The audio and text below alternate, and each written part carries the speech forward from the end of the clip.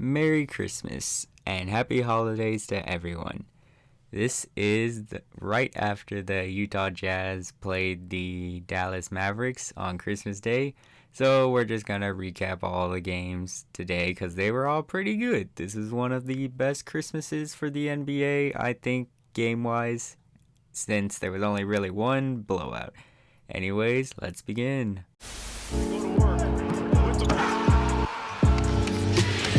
Curry with Tucker right with him. Curry launches a three. Puts it in again. Shoot. A minute and a half to play. That's a bomb. Oh! Ridiculous!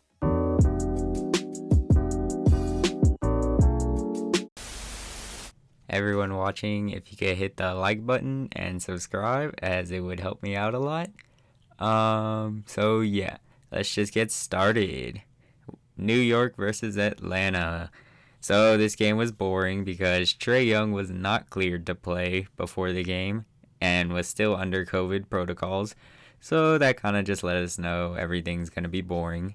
The one interesting thing this game, Kemba Walker had a triple-double and he has turned his season around. So good for him. After previously getting benched for a while during the season, he has looked more like Charlotte Kemba.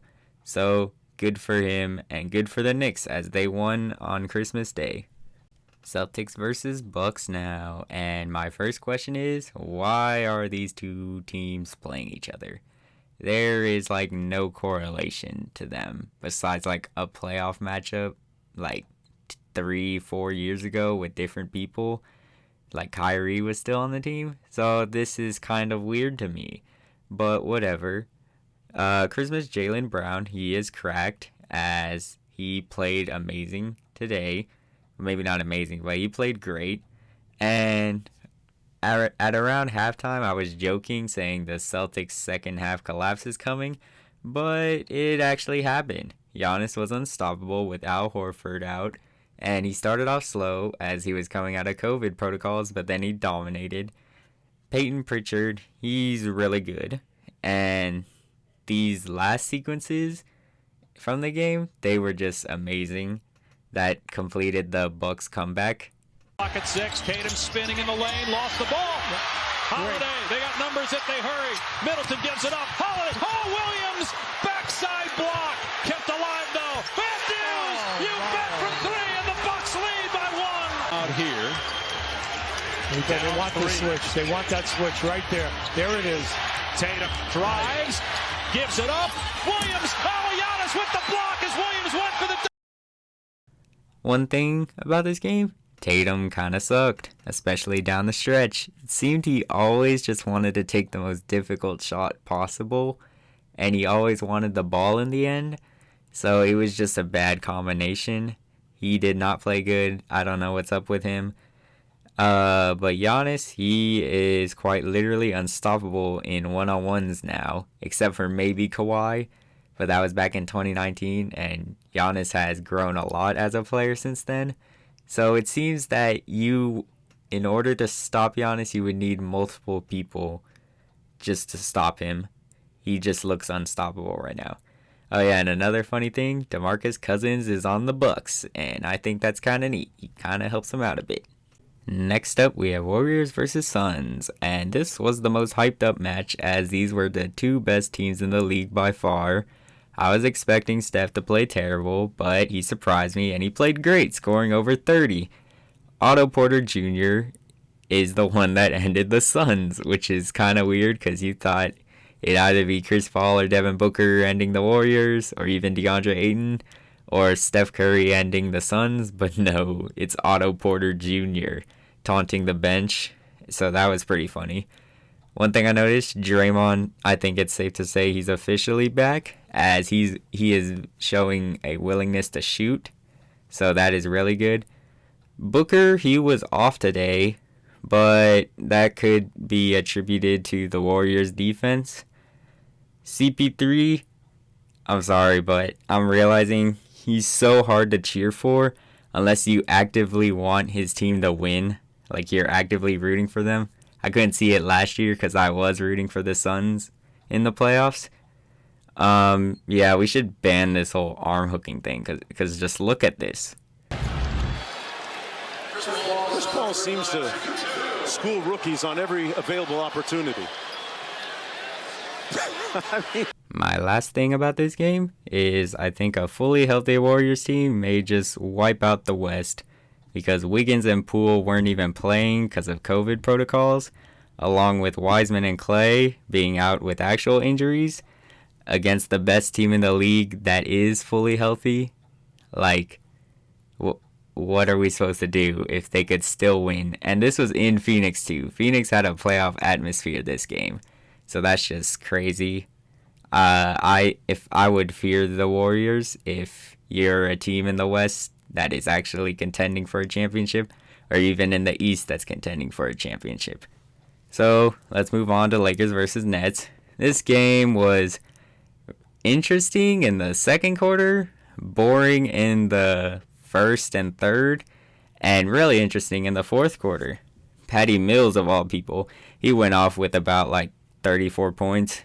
Russ, he played bad, like really bad. I think he shot like 3 for 19. It's just bad. I feel bad for all his stands right now.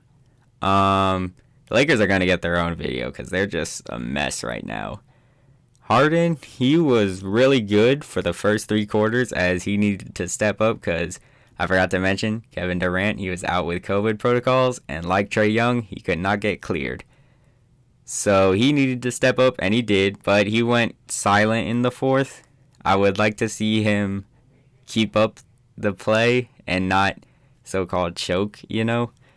And the Lakers, they were down 20 to start the fourth, but then they tie it, and then any other team that just came back from down 20 would finish the job, but they blow it because Westbrook bricks a dunk somehow. And look at this Claxton insane dunk over LeBron. Mills and Harden. Alley-oop to Claxton, he throws it down, and the foul. And the last thing I want to say is free LeBron. Like, he's playing his heart out these past 4 games, and the Lakers just keep losing somehow. Like, he hit a logo 3 this game to probably tie it or bring it within 2, and it was just insane. It had my jaw dropping. And then that Claxton play also did, but still, just free him. He's like the only one trying, and he's like 37, 38. Like, this is not good. The Lakers need to do something. Honestly, I think they might just blow it up. I'm not sure, though. But we're going to move on to the last game, Jazz versus Mavericks. Now, why the heck were these two teams playing each other? Like, there's no correlation between the two. Like, Lakers versus Nets, they were seen as a future finals matchup at the time. And it's LeBron versus KD. They always rivaled each other, so, you know, that makes sense. Suns versus Warriors, they were two similar teams led by all-time great point guards. And a possible Western Conference Finals matchup, you know, or they meet in the playoffs. They are also run pretty similarly, so, you know, I can see that. Hawks versus Knicks, if Trae Young played, you know, it would have been really good. It would have been like the first round of the playoffs last year, especially in New York. And also, they were chanting, like, screw Trae Young. But, you know, they waited until they were up 20, so that's kind of funny. But this game is like the Celtics versus Bucks. There's like no correlation between the two. So I just want to know, why are they playing? Anyways, no Luka, COVID protocol. Also, I think his ankle or something. And also, Richard Jefferson. I like him commentating because I remember I wrote this down as soon as it happened. He said, "I didn't get my kids anything for Christmas except for this, so this is great." While he was receiving a gift of like a mini hoop. Like, why would he even say that? What the heck? Okay. The game was pretty much a tug of war the entire time. The Mavericks, they would just go on a bunch of runs. So, you know, they kind of had to, as they didn't have many scoring options beside Brunson and Porzingis. Also, I forgot Ntilikina was back in the league. And Brandon Knight as well, so that's kind of cool. Mitchell, he played great. He had over 30. Not quite sure, but he played great. Brunson and Porzingis were the only consistent options. And then it kind of ended with this weird Frank Ntilikina bucket that should not have counted. So I'll just let you watch that. Another look. Ntilikina lost it on the way Can't touch up. that. Wait, can't touch that. What on earth? And they're going to count the bucket. So the game ended and the Jazz won, of course, because, no Luka. Anyways, thank you all for watching. This was probably the most fun Christmas basketball-wise, because usually it's just one good game, maybe two, but this one had 4, and that was really good. It kept me entertained. Here are some basketball-themed gifts I got, just to flex them. Anyways, thank you for watching. Please subscribe, because it's Christmas. Leave a like, share with your friends. And I'll see you all next time with a very different but special video.